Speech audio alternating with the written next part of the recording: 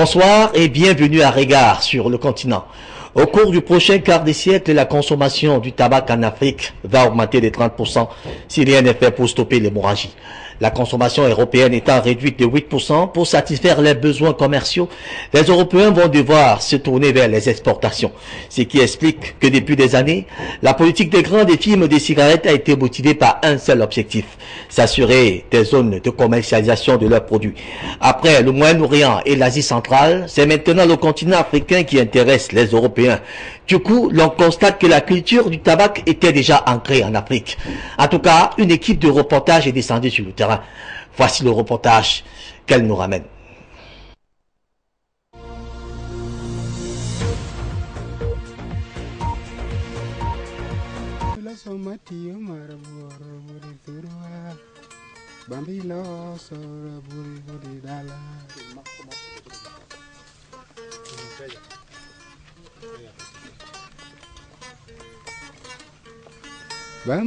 La culture du tabac est très répandue en Afrique. Et ce ne sont pas les notions sur les techniques de culture qui posent problème. Eastern province, you never, in the tobacco area, you never see a tree. It's all plain. It's all plain. Kulinganisha na area, tobacco anataka miti nyingi. Futa ile miti ya kutengeneza hiyo tobacco kwa jiko. Anaweka hiyo miti kwa jiko, alafu anaweka tu hiyo moshi. Au Kenya, tout comme en Gambie, où l'activité semble connaître un boom, hommes, femmes et enfants s'y emploient sans grande peine. Tellement ici donnent avec passion. On the ground you have women and children who are actually the people doing the curing, doing the planting, the harvesting, the weeding. Most of these tobacco farmers in Zambia, they marry a lot of women, 3-4 women, in order to catch up with the labor in the tobacco farms. Certaines sources nous précisent que des hommes s'amusent à prendre plusieurs épouses pour faire des enfants destinés à la culture du tabac. C'est la main-d'œuvre gratuite. The best thing is to marry more wives, get more kids who can be able to assist him because they don't need pay. So at the moment he has been able to increase the number of wives from 1 to 5 over the last 10 years. And he has now over 20 kids who during the high season they also come in to assist him, and he's able to break even because there are no labor costs. Une fois séchée et emballée, la marchandise est destinée à la vente. C'est là où très souvent les tabaculteurs sont roulés dans la boue. Ils ne comprennent généralement rien au jeu commercial. Conséquence, ils sont réduits à la misère. No, it is not so happy life as we see it because it is health hazard. Farmers, after they have harvested, they take their crop to the buying centers. They don't have a say in terms of the grading system. Sometimes they are easily conned. They can have a higher grade and they are given, they are awarded lower grades. They are paid after 1 month or so, and then most of this money, about 75%, goes to the repayment of loans, which accumulate over time, and it's like a trap. You have to take maybe 10-20 years before you finish the first loan. They keep on giving them loans just to maintain them, like just a sake of poverty. When we look at the stakes can be 1 kilogram of tobacco, of which 1 kilogram of tobacco is 125 Kenya shillings. When we look at the least grade, the worst grade is of 9 shillings. Ils ont du mal à rembourser de l'argent emprunté. They say tobacco is a good cash crop and is good for industry. They even said without tobacco, the farmers have no alternative crops, no alternative livelihood, so they can even die if they don't go to tobacco. All these things are wrong. Tobacco companies have all kinds of tricks. They're coming with fake kind of insurance covers for the farmers to actually trap well-doing farmers by giving some scholarships to their children. When they realize that farmers are becoming intelligent, they understand their tricks, they try to recruit new farmers, or sometimes they move to farm in areas where farmers are ignorant of what's happening. The regions where tobacco is grown are actually some of the poorest regions in the country, and I think we need to start bringing out some of these realities so that even policymakers, when they are making their decisions, they are making them based on the reality on the ground rather than what the industry is saying. Et parce qu'ils sont constamment dupés, ils ne seront sortis de l'extrême pauvreté. Best thing they should do is to actually do their business according to the international required standards. They should stop targeting poor farmers. They should stop targeting farmers who have no access to information. They should not target farmers in very remote areas. Let them deal with farmers who are enlightened, who are able to fight for their rights. Alors, Germaine Djeka et Longuet, bonsoir. Bonsoir. Alors, vous avez suivi avec nous ce reportage que nous avons suivi avec beaucoup d'attention. Comment expliquer le fait que les tabaculteurs soient toujours réduits à la misère, comme indique ce reportage que nous avons vécu ensemble tout à l'heure? Merci et bonsoir à tous les téléspectateurs de la grande chaîne panafricaine. Nous disons merci de nous donner l'opportunité de contribuer à... Non, je souhaite qu'on réponde rapidement à la question. Qu'est-ce que, au regard de ce reportage que vous avez vu tout à l'heure, je voulais qu'on aille droit au but parce qu'on a un temps qu'il faut gérer. Qu'est-ce que cela vous inspire, les tabaculteurs qui font la culture et qui sont comme ça, qui demeurent pauvres, tel que ce reportage nous disait? Alors, la culture du tabac fait face à beaucoup de problèmes, et comme beaucoup d'autres cultures en Afrique, les tabaculteurs sont aujourd'hui paupérisés parce que les films internationaux qui exploitent le tabac payent des cultivateurs en monnaie de singe. Tenez par exemple, vous verrez que 1 kilogramme de tabac cultivé en Afrique est vendu autour de 650 francs CFA. Et lorsque cela revient sous forme de cigarettes ou autre, ça coûte 5-6 fois plus. Alors les cultivateurs du tabac font déjà face à cette mafia des films internationaux, mais également aujourd'hui au combat que mènent les différentes associations qui luttent contre le tabagisme. Par exemple, on a l'ASTA, on a d'autres initiatives. Et cet état de choses, en réalité, cet état de choses ne pose-t-il pas là la problématique de la culture du tabac? On peut se demander à quoi ça sert. Justement, on peut se demander à quoi ça sert de cultiver du tabac. Parce que le tabac est quelque chose qui engendre d'énormes problèmes de santé. Et donc, plusieurs initiatives visent à combattre la consommation même du tabac. Et donc, les cultivateurs font face à ces problèmes-là. Ils sont notamment donc combattus. Ils sont également exploités. Donc, on pense avec les statistiques que la culture du tabac a énormément baissé, mais la consommation, elle, ne baisse pas parce qu'il y a l'entrée sur le marché par des voies déguisées, par la contrebande d'énormes quantités de produits issus du tabac. D'accord. Je vous suggère également de suivre ce prochain élément qui vient. Il nous parle exactement de la consommation du tabac en Afrique. Et vous allez constater avec nous que les Africains consomment vraiment ce tabac. Je vous suggère de suivre ce reportage et nous revenons.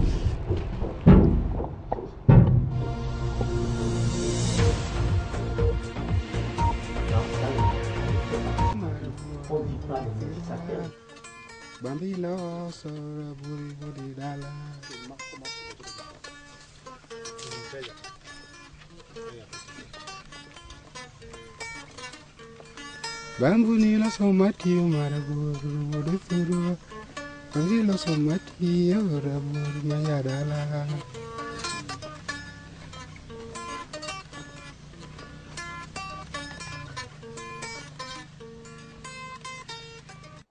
La consommation du tabac prend des proportions inquiétantes en Afrique subsaharienne. Toutes les couches de la population en consomment. les plus démunis semblent trouver du plaisir.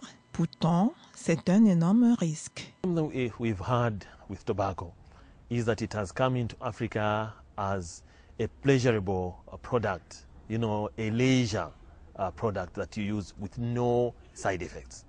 That is what it has been sold as. And so most of the Africans take it as a very harmless product.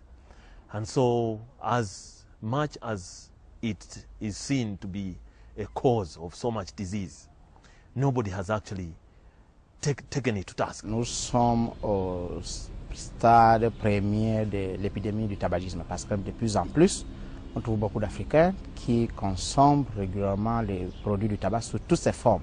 Le rythme auquel le tabagisme se répand en Afrique est, je dirais, effrayant. L'on est surpris de constater que le genre féminin s'active à la consommation du tabac, laquelle, dit-on, appauvrit davantage. People the same rate as a HIV/AIDS, but we are not giving it as much time as it should be. Africa has a growing consumption rate of about 3 to 4% annually, which is very, very high because that happens to be the highest globally. Nous sommes convaincus que la prévalence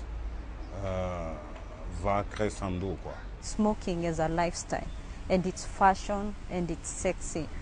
So within the clubs, everywhere you go, you find everybody is smoking, and it's very scaring that most of these smokers are now women. Le tabac les appauvrit, ils sont davantage plus pauvres, car puisqu'ils devaient utiliser l'argent qu'ils mettent dans le tabac sur autre chose, parfois pour l'alimentation, pour envoyer les enfants à l'école et même pour leur propre santé. Tobacco does affect. Même si l'on tente d'employer toutes les ruses pour amener les Africains à consommer du tabac, il n'en demeure pas moins qu'il y a une ferme volonté des Africains de s'arrimer à la donne. Why do African poor smoke? It was because when cigarette was being introduced through the marketing, and promotional activities, they use symbols that portray smoking as something that the wealthy, the rich engage in, which is actually false. So you have cigarettes that are called London, and the adverts will read "Welcome to London." You know what that means? It's telling you that when you are smoking London cigarettes, you are behaving like people that are in London, like the Westerners, to be sophisticated, whereas you are very poor. So you think that lighting up is that leveler that you make you equal to a rich guy. So you see very poor people, in our communities who take on smoking. Car l'impression que l'on a, c'est que c'est devenu un slogan à la mode en Afrique où tout le monde fume sans se douter de rien.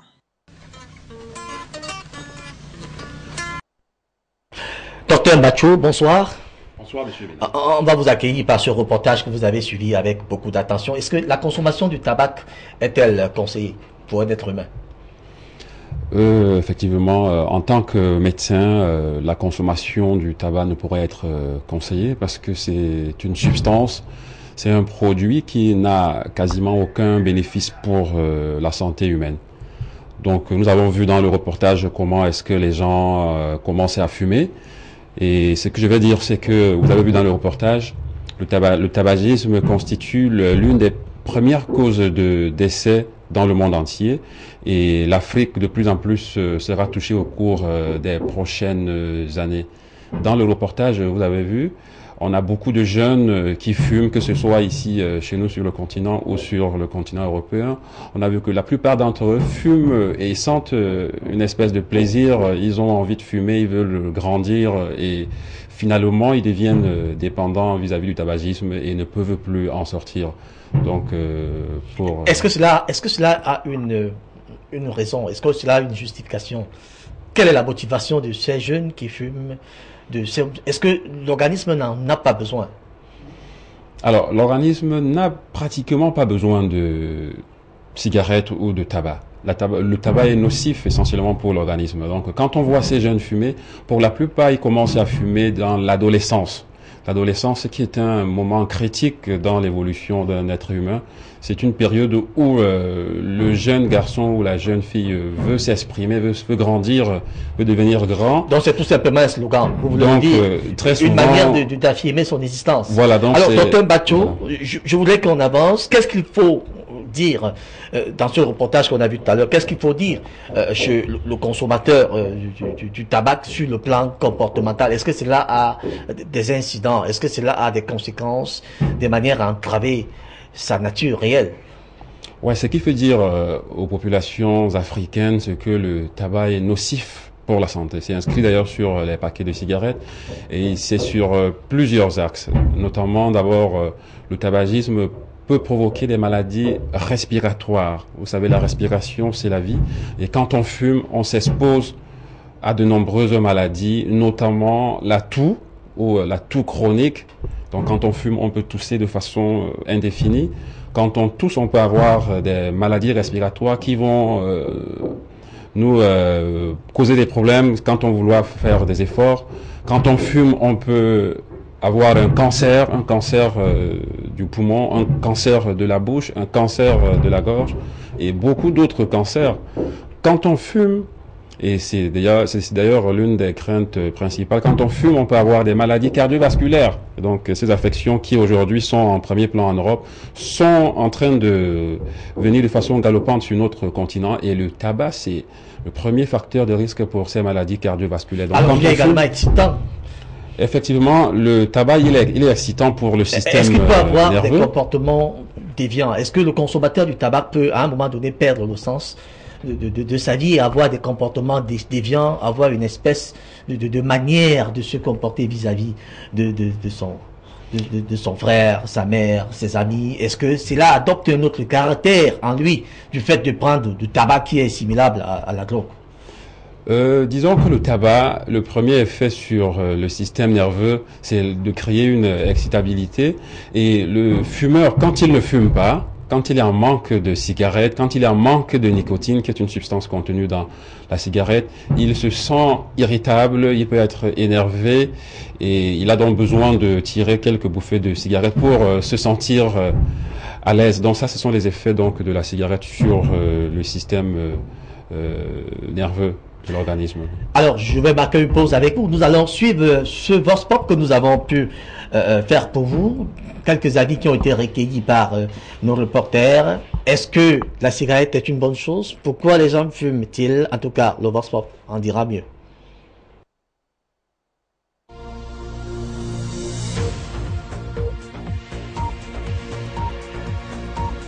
C'est un poison. C'est-à-dire que pour une personne qui fume, vraiment, il est indésirable dans le public. Parce que déjà, ça nuit à la santé. Hein? Quand vous voyez un monsieur qui fume, qui consomme de la cigarette, il est pâle au niveau du regard. Parce que on nous a dit que ça donne les maladies, ça détruit les poumons, c'est beaucoup de choses quoi. Donc c'est une mauvaise chose, une très très mauvaise chose. C'est pas une bonne chose pour moi. Bon, bien vrai, la vie c'est un choix, mais je me dis, pour un fumeur, ça le détruit, il est en train de détruire son corps. Parce qu'on a dit, le tabac sur le goudron, tout, bon. C'est pas une bonne chose. Donc, dire que c'est une mauvaise chose, c'est une autre. Demandez à nos dirigeants que l'on supprime ça depuis la base. Oui, même les dirigeants. Donc, vous dire que c'est une mauvaise chose, je ne sais pas.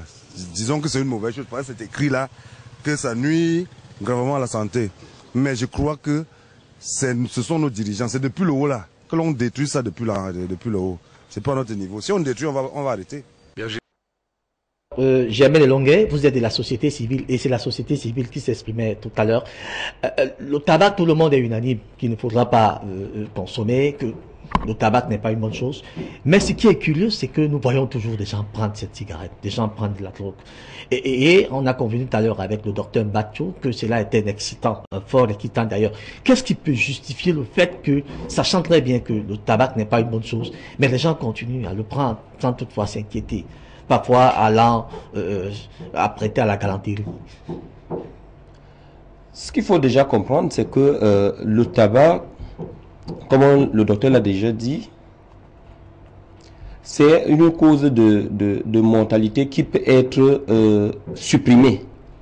Parce qu'en fait, l'on choisit de se rendre malade en fumant. Et le fait même, le problème, c'est de commencer. Parce que c'est quelque chose qui rend indépendant. Alors, qui provoque la dépendance. Alors, les gens sont tous unanimes. Vous avez suivi tantôt dans le Vox Pop, les gens qui réclament que les pouvoirs publics puissent supprimer le tabac depuis la base. C'est-à-dire, nous avons parlé des tabaculteurs qui ont tous les problèmes, mais la consommation du tabac n'est pas aussi simple que celle-là, parce qu'il y a des vendeurs, il y a des bandes organisées qui introduisent sur le marché sous des formes déguisées des cigarettes, et donc qui sont souvent renforcés avec des éléments qui rendent de plus en plus dépendants. Ça fait que la façon même... Vous voulez dire que les consommateurs sont davantage dupés, c'est-à-dire qu'ils se laissent emporter par cette espèce de modernisme, de mondialisation qui veut qu'il faut s'arrimer avec des choses de manière à, lorsqu'on voit quelqu'un fumer, on a envie tout de suite. Exactement. Vraiment la cigarette. Exactement. Pour découvrir ce qui est derrière. Exactement. Donc, et ce qui est encore plus inquiétant là-dedans, c'est que c'est aux jeunes enfants, c'est des jeunes enfants qui apprennent à fumer, leurs parents, en les commissionnant, les envoient acheter la cigarette très tôt. Ils commencent à s'habituer à toucher à la cigarette et par curiosité, souvent, ils finissent par devenir des Alors, docteur Bachou, en 2 ou 3 mots, vous recevez souvent ces malades, vous êtes pneumologue, il faut que je le précise, vous recevez souvent ces malades atteints parfois des poumons, ces malades qui fument tellement. Qu'est-ce qu'ils vous disent quand vous leur posez la question de savoir quelle est la motivation, qu'est-ce qui vous amène à prendre la cigarette? Est-ce qu'ils ne se confient pas à vous? Oui, effectivement, ils se confient à nous et nous leur posons donc des questions vis-à-vis des facteurs ayant motivé leur tabagisme. Et très souvent, pour la plupart, ils ont commencé à fumer au cours de l'adolescence. Tout à l'heure, je vous ai dit, c'est une période où le jeune garçon, la jeune fille veut s'affirmer, veut grandir, fait des sorties récréatives, peut aller en discothèque où il y a beaucoup de fumeurs et ils peuvent ainsi rentrer dans la cigarette, et au bout de quelques années de cigarette, souvent on devient dépendant et ça devient difficile donc de remédier à cela.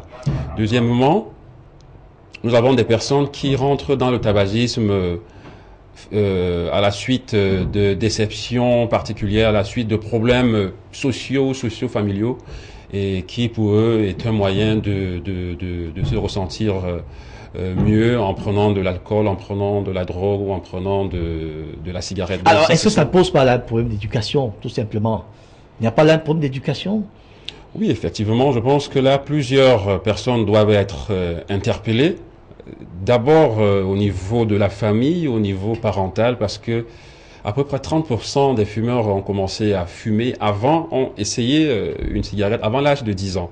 Donc il y a là quelque chose à faire au niveau parental, au niveau des établissements scolaires, qu'ils soient primaires, secondaires ou universitaires.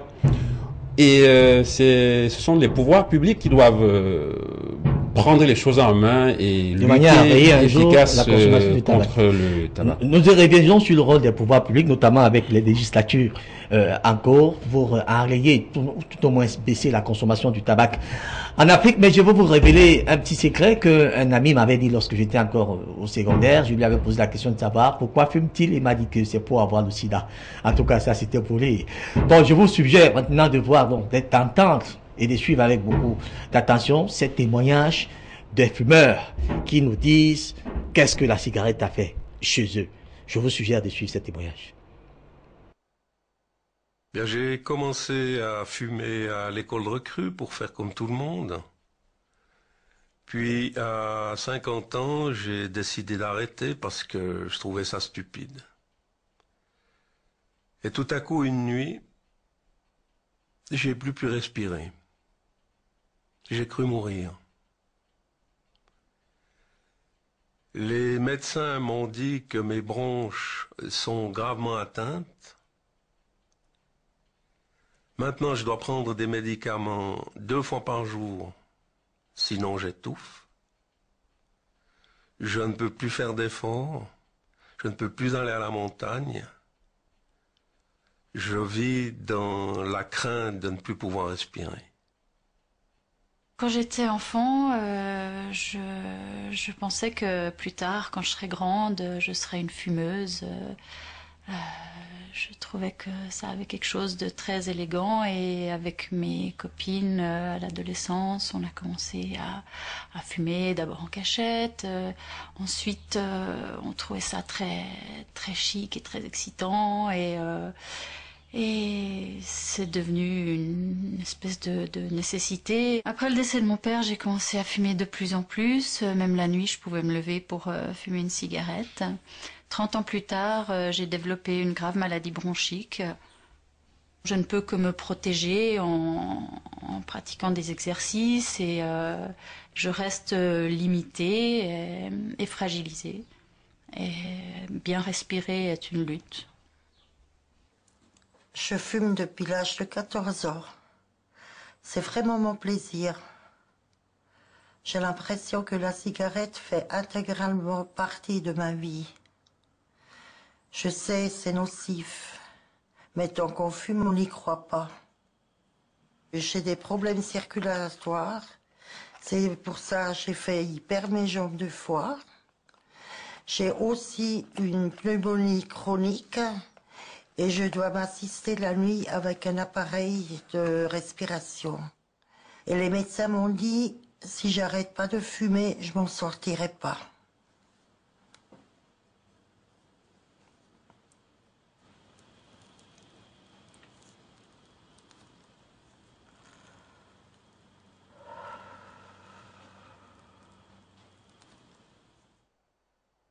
J'aime beaucoup faire du crochet, du tricot, j'adore faire la cuisine, j'adore me balader et puis faire les magasins. Malheureusement, maintenant, je ne peux plus faire tout ça. Je suis tombée malade à cause de la cigarette, forcément, et puis ça s'est porté sur les poumons et maintenant, j'ai les poumons qui sont complètement malades. Je survis. J'ai plus de souffle, je ne peux plus marcher. Et je suis obligée de me promener toujours avec ma bonbonne à oxygène. Maintenant, j'attends de mourir.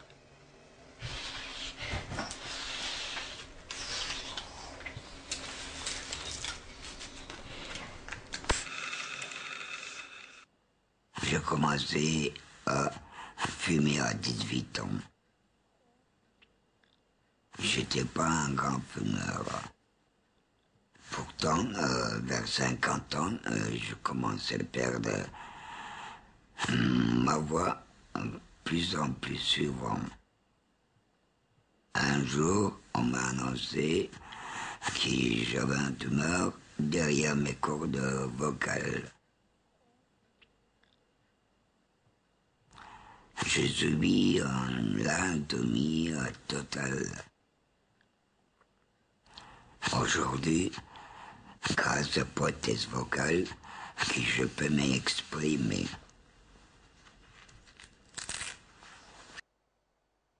Docteur Batcho, vous avez suivi avec nous ces témoignages. Pourquoi faut-il attendre longtemps pour commencer à subir les méandres de la cigarette? Parce qu'il y en a qui fumaient 15 bâtons par jour. 28 ans après, ils ont commencé à subir des méandres. Est-ce que cela est du fait que la cigarette agit lentement dans l'organisme?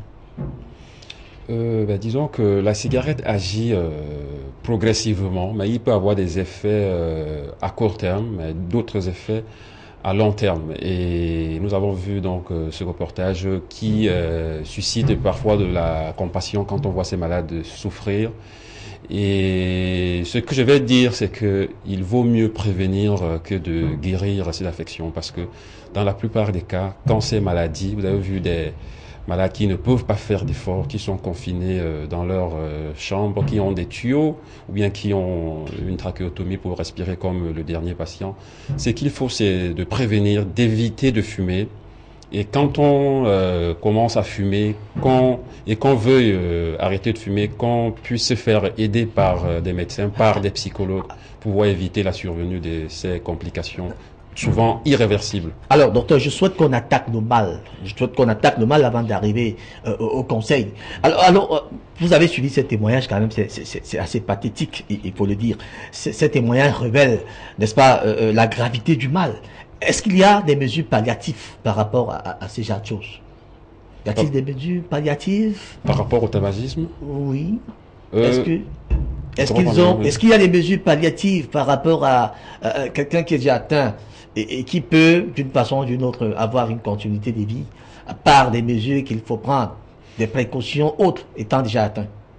Alors, si je comprends bien, c'est être atteint ou alors être dépendant du tabagisme ou alors être atteint de ces maladies-là. Parce que si c'est vis-à-vis du tabagisme, il existe au niveau des hôpitaux des mesures pour pouvoir aider le fumeur à arrêter de fumer. Il existe des méthodes comportementales ou la psychothérapie, mais il y a aussi d'autres mesures qui nécessitent une prescription de médicaments pour pouvoir aider le fumeur à arrêter de fumer.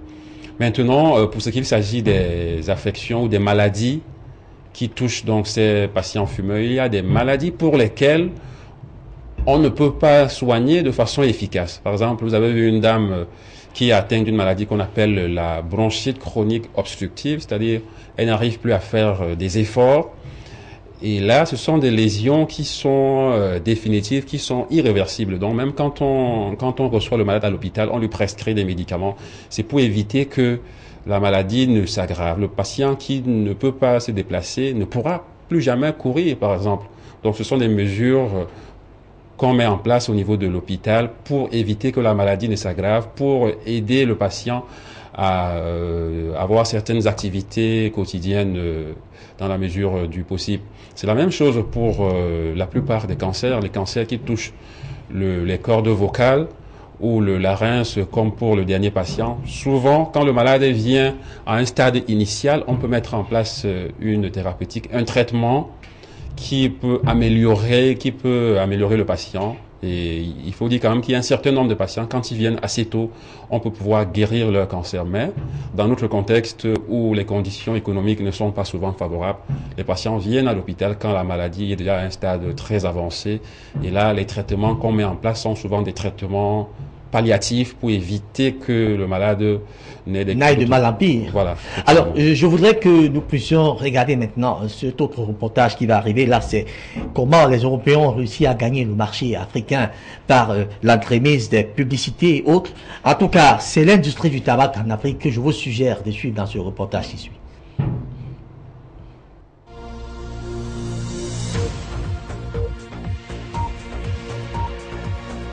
La réglementation est inexistante ou encore rudimentaire. Et pour pénétrer ces marchés, l'industrie s'efforce de forger un imaginaire collectif adapté à chaque pays. Tous les moyens sont bons pour distribuer ces produits. Une stratégie pour se développer à l'international, c'est dans un premier temps d'arroser le marché avec des produits de marque avant qu'elle n'arrive de façon plus officielle. Donc ça se passe comment? On amène ces produits en contrebande. Alors soit c'est organisé par l'industrie, soit ce sont des distributeurs. Mais au final, le résultat est le même, c'est qu'on voit arriver sur un certain nombre de marchés des grandes marques internationales à un prix qui est bien en deçà du prix auquel elles devraient être commercialisées. Une fois qu'un marché est irrigué avec des produits de contrebande en grande quantité, c'est beaucoup plus facile pour l'industrie d'aller voir le gouvernement de ces pays et de leur dire écoutez, voilà, aujourd'hui vous avez 20-30% qui échappent à la fiscalité puisqu'il arrive en contrebande. Donc il faut nous aider à nous installer dans ce pays, à distribuer ce produit, voire à le fabriquer localement, parce que c'est une façon commode pour vous de recouvrer les recettes fiscales.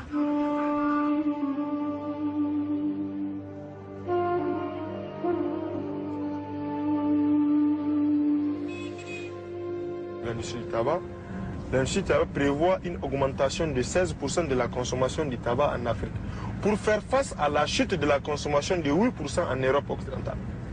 Ce qui veut dire qu'aujourd'hui, l'Afrique, les populations africaines constituent une cible privilégiée pour l'industrie du tabac. Les produits du tabac, on les trouve partout. On les trouve mieux que les produits alimentaires. Pour acheter un paquet de sucre, ça t'arriverait de marcher 1 kilomètre. Pour acheter un paquet de cigarettes, tu ne peux même pas faire 2 mètres. Il est évident que le Niger, comme tous les autres pays africains, est confronté aujourd'hui à d'autres fléaux, le sida, le paludisme, les méningites, la faim. Mais vous pensez aujourd'hui qu'on a encore besoin d'autres fléaux supplémentaires qu'on peut éviter? Dans les marchés africains, l'industrie a pu se lâcher en développant des politiques de communication, de marketing, de promotion. C'est de l'échantillonnage, c'est-à-dire de la distribution gratuite de produits à la population pour les encourager à fumer. C'est du sponsoring sportif, c'est aussi du sponsoring de musique. Pour mieux capter les jeunes, l'industrie du tabac dans nos pays, il lance des marques de cigarettes symboliques qui ont un message fort en direction de ces jeunes-là. Je vous donne un exemple de la dernière marque lancée par Philippe Maurice au Niger, qui est la marque Visa. Ils ont lancé une marque de cigarettes qui s'appelle Visa, mais cela, ils l'ont fait après sûrement une étude préalable qui a montré qu'aujourd'hui, les jeunes, leur seule préoccupation, ce n'est pas d'aller à l'école, ce n'est pas d'aller à l'université, c'est de trouver un visa pour aller aux États-Unis, en France, au Canada, etc. Bon, peut-être il va nous diminuer un peu. Ça, c'est des avis pour enfants Marlboro, c'est les bébés. Donc, il va grandir avec le Marlboro dans son esprit, quoi.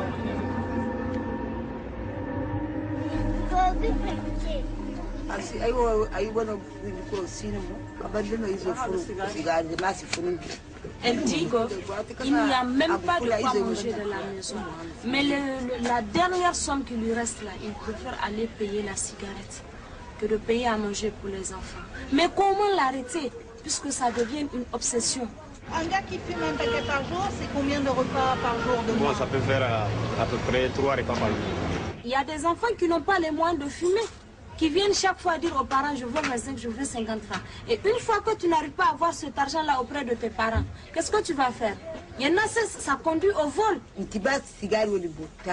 Elle dit, s'il y a un pouvoir qui peut empêcher, qui peut, et comment dirais-je, arrêter définitivement la vente des cigarettes, elles seront les femmes les plus heureuses du monde.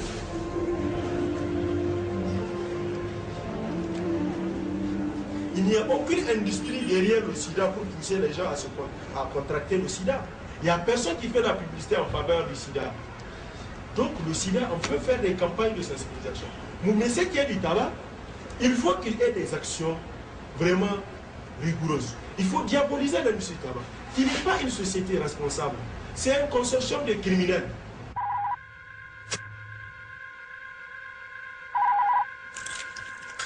You certainly requested me. You're a lawyer. He always wants to see lawyers. He liked them young, 13, 14. Sold them poison loaded with an addictive drug. He seduced them, lured them in. The poison ate away their bodies, but the drug kept their brains hooked on it. And when they got too old or died, he just went after more kids. How'd he get away with it for so long? Germaine Djeka-Elongue, un commentaire sur cette industrie du tabac qui s'est installée de fort belle manière en Afrique. Alors, comme on vient de le voir, l'industrie, la puissante industrie du tabac, qui est, il faut le reconnaître, un lobby très fort, a pour cible l'Afrique. L'Afrique parce que le combat est mené de l'autre côté et ça donne des fruits. Mais pour ne pas perdre des parts de marché, ils se sont rabattus sur l'Afrique et la situation de l'Afrique, de pauvreté, de manque de beaucoup de choses fait en sorte qu'ils recrutent assez facilement des clients parmi la jeunesse, parmi les enfants et en même temps ils assurent leur revenu. Donc, comme nous venons de le voir, le combat va être beaucoup plus difficile en Afrique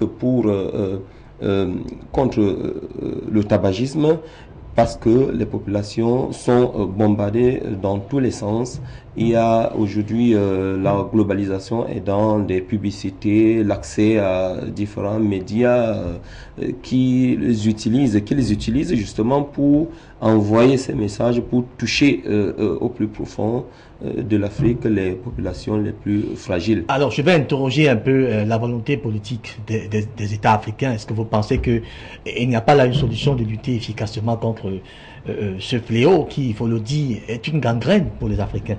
Exactement. On peut déjà se réjouir de ce que des législations sont élaborées un peu partout en Afrique pour contrer l'avancée, pour contrer les dégâts que pose le problème du tabagisme en Afrique. Mais ce qui, une fois de plus, va nous permettre d'être méfiants, c'est que le combat est très difficile. Les législations sont la plupart du temps difficiles à mettre en application.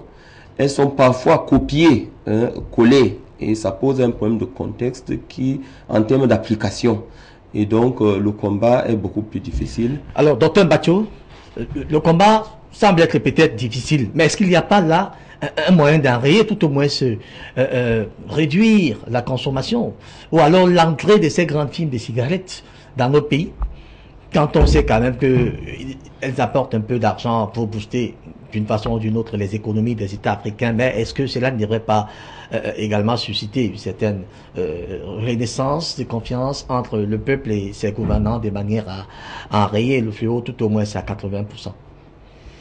Je pense que les États africains doivent être forts vis-à-vis donc de ces ou contre ces firmes européennes ou occidentales. C'est vrai que c'est un très grand lobbying et parfois donc nos dirigeants au plus haut degré, au niveau, ont souvent de la peine à pouvoir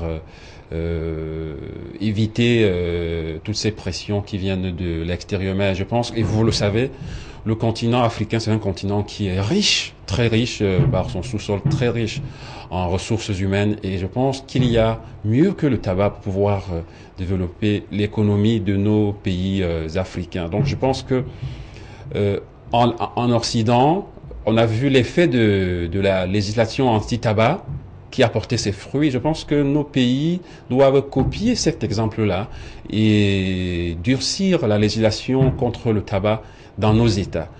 Il y a cela une dizaine d'années, la plupart des pays africains, ils ont signé ce qu'on appelle la Convention cadre de lutte contre le tabac. Mais dans beaucoup de pays, il n'y a pas encore de mise en pratique, il n'y a pas de législation même au niveau des assemblées nationales. Alors ça parle d'un problème des institutions qui doivent être fortes. Effectivement, donc je pense que si les États ne prennent pas le taureau par les cornes, ça sera difficile. Il y a aussi bien sûr la société civile qui doit participer. Alors je vous suggère de suivre cette expertise que nous avons pris de façon ramassée au sein de la société civile, des gens qui ont apporté leur expertise, pourquoi pas, qui peut être bien copiée par les États africains qui nous sauvent en ce moment. Je vous suggère de suivre cette expertise.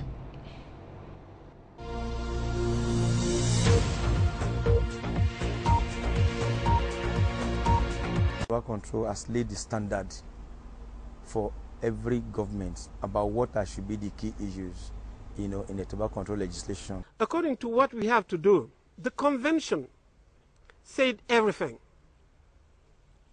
We just need to find ways to implement that convention's details into the African countries.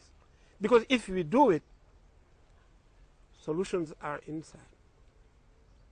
But how to get there? C'est facile pour les gouvernements de ratifier des conventions, même de voter des lois.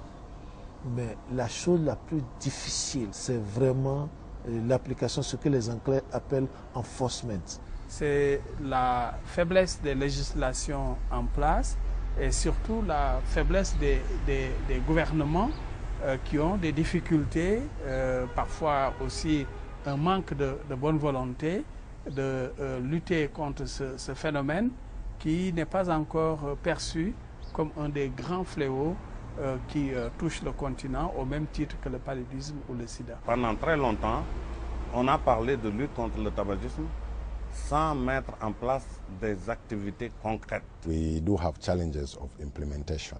One is that we don't have resources actually to move around and monitor whether, owners of bars or restaurants are conforming to the law. I'll go in a restaurant, find someone smoking, I'll stop him. I won't have maybe the tools to develop my evidence. I'll take that one to court. When he denies that he was not smoking, how do I prove it in court? There is a law in place, but there is a distorted understanding. There's, for a better word, there is no uniform understanding of the law. Vous savez, avoir une législation, c'est une chose, mais faire en sorte que cette législation s'applique et devienne une réalité, que cette législation se mélange un peu avec le comportement quotidien des populations, ça c'est une autre chose.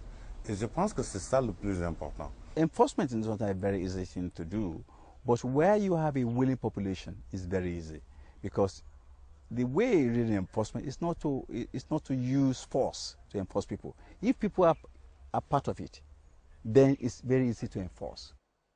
La création d'une législation englobante pour la lutte anti-tabac demeure un défi pour plusieurs pays subsahariens. Alors qu'ils tentent toujours d'établir des législations anti-tabac conformes aux dispositions de la CECLAT, certains défenseurs ont réussi à implanter et à appliquer des politiques sans fumée existantes. Ceci comprend l'application des politiques sans fumée dans les espaces restreints, comme les hôpitaux et les écoles, ou au niveau sous-nationaux ou municipaux. Cependant, certains obstacles majeurs demeurent. Dans de nombreux pays, la lutte anti-tabac est aux prises avec de fervents opposants qui minent souvent la volonté politique et avec un manque de ressources pour l'implantation et l'application efficace de la législation. Dans les pays où les législations anti-tabac se sont avérées efficaces, comme l'Afrique du Sud, la Maurice et le Kenya, et dans les municipalités où les États ayant réussi à mettre en place leur propre législation, comme à Yaoundé au Cameroun ou dans l'État d'Osun au Nigeria, l'établissement d'un partenariat dynamique entre la société civile et le gouvernement a été un des éléments clés ayant motivé le changement dans la législation. Nous allons, après cette expertise que nous avons pu prendre de la part des organismes de la société civile, nous allons repartir tout de suite pour le dernier élément de cette émission, notamment l'analyse générale de la situation du tabac en Afrique. C'est une analyse qui a été préparée par la rédaction d'Afrique Média.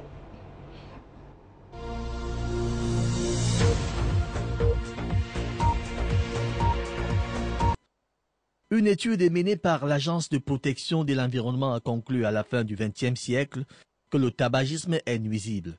Selon la même étude, le tabagisme a été identifié comme la principale cause de cancer de poumon chez la plupart des adultes, ce qui n'empêche pourtant pas son énorme consommation en Afrique.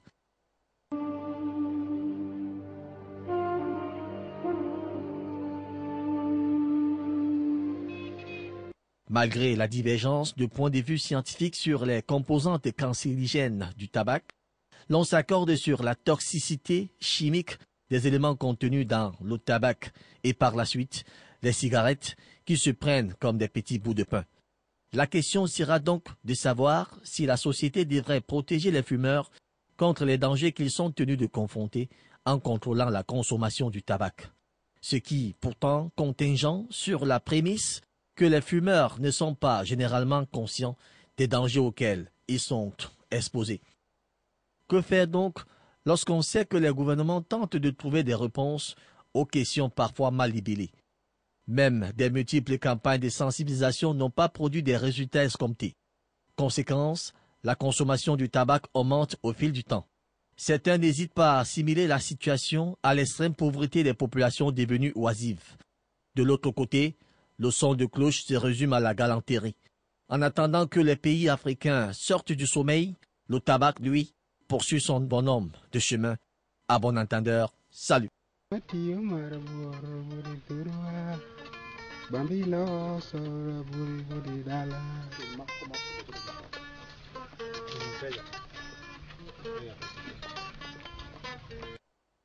Alors, Germaine, Djeka et Longuet, vous allez conclure très rapidement parce que nous sommes pratiquement au terme du temps qui nous est imparti. Qu'est-ce qu'il faut dire en 2 ou 3 mots? Les Africains doivent-ils continuer à consommer du tabac? Doivent-ils totalement arrêter? Y a-t-il une nouvelle manière de penser? Il est tout à fait clair qu'il faut arrêter de consommer du tabac. Donc il faut arrêter de le produire aussi. Il faut trouver autre chose à faire, ceux qui produisent, ceux qui cultivent le tabac. Et on ne peut pas passer par 4 chemins. Quelqu'un disait tantôt que pour avoir un bâton de cigarette, on ne fait pas 2 pas, mais pour avoir un bout de pain dans certaines localités en Afrique, il faut faire 2 kilomètres. Il faut que ça cesse. Il faut que ça cesse. Docteur Mbacho, au regard du technicien que vous êtes, en guise de conclusion. Ouais, en guise de conclusion, 3 choses. D'abord, à ceux qui ne fument pas, donc je leur conseille de ne même pas essayer de fumer, de ne pas commencer à fumer la cigarette. La deuxième chose, c'est aux personnes qui fument déjà, c'est que vous pouvez toujours arrêter de fumer. Et donc, vous pouvez avoir demandé le conseil des spécialistes, des médecins, des psychologues pour pouvoir vous aider dans cette voie-là. Troisièmement, je voudrais interpeller les pouvoirs publics à pouvoir mettre en place une législation anti-tabac, pouvoir durcir la législation anti-tabac, et cette méthode a montré ses preuves dans d'autres cieux. Je pense que cela peut aussi se faire sur notre continent.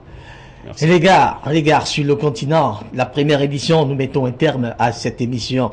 Donnons-nous rendez-vous la semaine prochaine pour un autre thème. Continuant toujours dans la même lancée, nous parlerons des systèmes de santé en Afrique.